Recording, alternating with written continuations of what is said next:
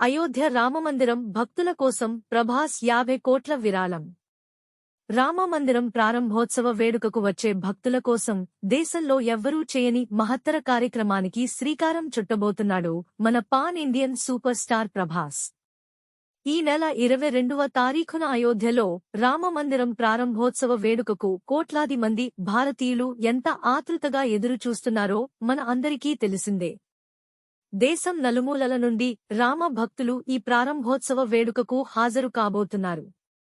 అయితే రామమందిరం ప్రారంభోత్సవ వేడుకకు వచ్చే భక్తుల కోసం దేశంలో ఎవ్వరూ చేయని మహత్తర కార్యక్రమానికి శ్రీకారం చుట్టబోతున్నాడు మన pan Indian super star Prabhas. అక్కడికి వచ్చే భక్తులందరికీ తన సొంత ఖర్చులతో భోజనాలు పెట్టించాడు ప్రభాస్. సిద్ధం అయ్యాడట.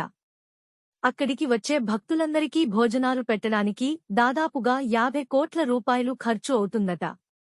తన ఇంటికి వచ్చిన అతిథులకు కడుపునిండా రకరకాల రుచికరమైన వంటకాలను పెట్టి పంపే ప్రభాస్ మరోసారి తన గొప్ప మనసుని చాటుకోబోతున్నాడు.